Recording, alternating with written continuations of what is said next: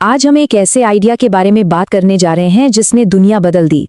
और सबसे हैरान करने वाली बात यह है कि इस आइडिया की कीमत सिर्फ $27 थी।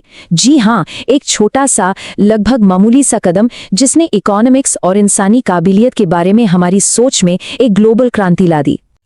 क्या 64 सेंट किसी की जिंदगी बदल सकते हैं? ये सवाल सुनने में थोड़ा अजीब लग सकता है ना? पर यकीन मानिए, ये सवाल ही इस पूरी कहानी का दिल है। तो चलिए इसमें और गहराई से उतरते हैं। तो हमारी कहानी शुरू होती है एक ऐसी समस्या से जिसका उस वक्त के बैंकों के पास कोई समाधान नहीं था। एक ऐसी हालत जहां सिस्टम ने ही साफ साफ ना कह दिया था। ये बात है साल 1976 की और जगह है बांग्लादेश।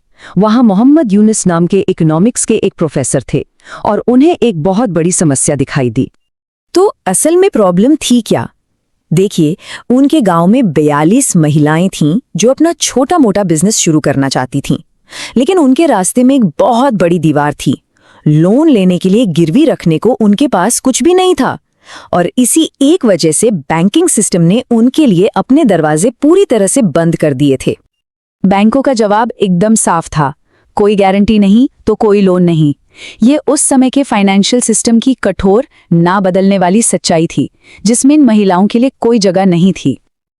और बस यहीं से इस कहानी में एक कमाल का मोड़ आता है।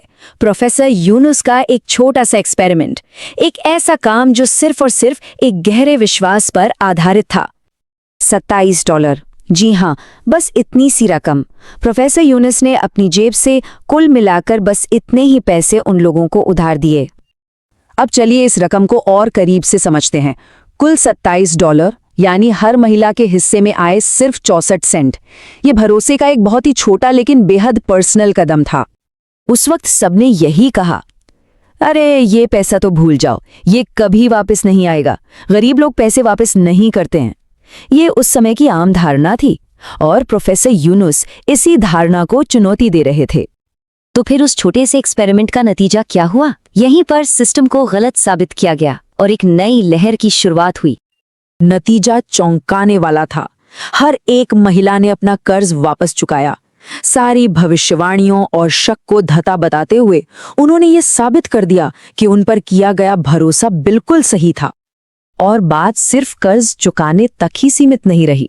उस छोटे से मौके की वजह से असल जिंदगी में बदलाव आए। उनके कारोबार बढ़ने लगे, परिवारों को भर पेट खाना मिलने लगा और उनके बच्चे स्कूल जाने लगे। और जानते हैं, यही एक छोटा सा प्रयोग आगे चलकर एक विश्व प्रसिद्ध संस्था बना जिसका नाम है ग्रामीण बैंक। इसने माइक्रो फाइनेंस के एक नए दौर की ही शुरुआत कर दी। ग्रामीण बैंक की सफलता तो देखिए, हैरान करने वाली है। इसकी लोन चुकाने की दर 98% है। ये ज्यादातर बड़े बड़े कमर्शियल बैंकों से भी बेहतर है। ये आंकड़ा अपने आप में एक पूरी कहानी कह देता है। चलिए अब इसकी स्केल को देखते हैं।